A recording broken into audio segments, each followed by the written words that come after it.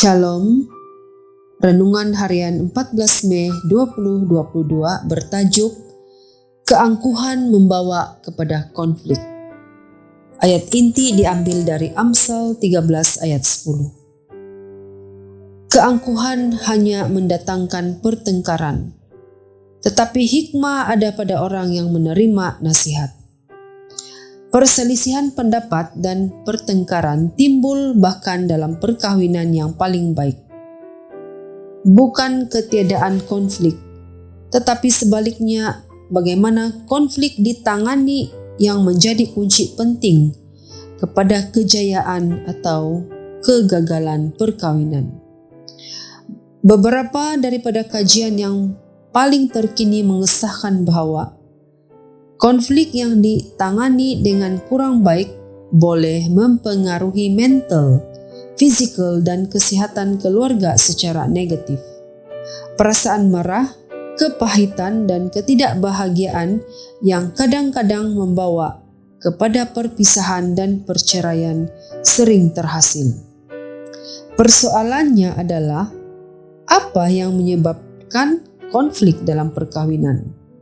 Walaupun tidak ada dua situasi yang serupa, namun terdapat beberapa pola yang sama yang sering menghasilkan konflik perkawinan dan boleh membawa kepada kecurangan dalam perkawinan atau perpisahan atau perceraian. Berikut adalah 4 daripada punca-punca yang mungkin itu.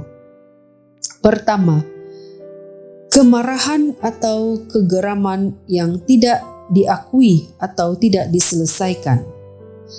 Perselisihan pendapat mengenai keuangan, seks, keibu-bapaan, atau kerohanian dilaporkan sebagai beberapa daripada isu yang paling biasa di mana para pasangan mempunyai konflik. Kecuali ditangani, kemarahan dan kegeraman boleh menjadi pencetus untuk konflik di masa depan. Kedua, mengambil mudah atau menganggap remeh akan satu sama lain dan menjadi bosan dengan hubungan. Kadang-kadang para pasangan terlalu selesa dengan hubungan yang selesa dan tidak berusaha untuk bertumbuh dalam keintiman. Malangnya ramai yang mulai berfokus pada perkara-perkara negatif yang mereka lihat dalam diri pasangan mereka dan menggunakan itu untuk mengkritik dan malahan menyerang kelemahan mereka yang dirasakan. Ketiga, gaya personality yang narsistik.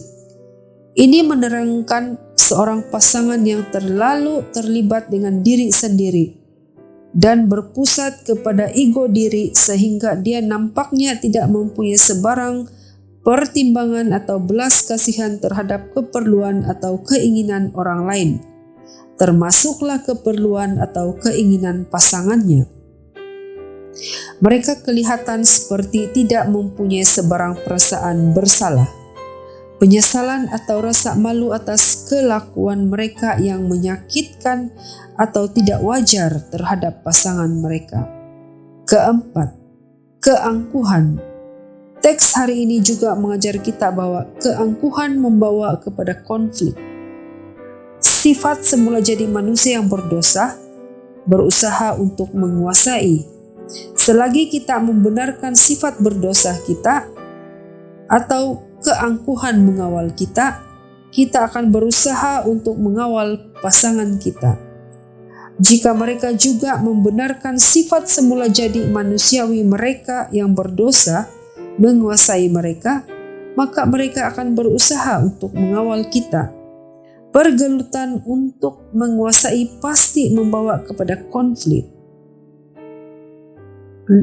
Lihat Kejadian 3 ayat 16. Sebaliknya sifat Kristus di dalam kita harus menuntun kita untuk menjadi rendah hati. Sebagai ganti, coba menguasai orang lain. Sifat Kristus di dalam kita akan menuntun kita untuk mahu melayani pasangan kita.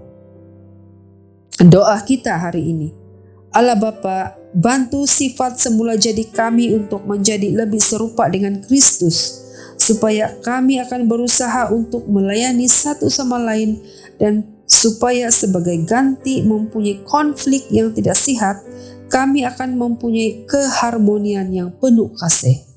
Kiranya Tuhan Yesus memberkati kita semua. Amin.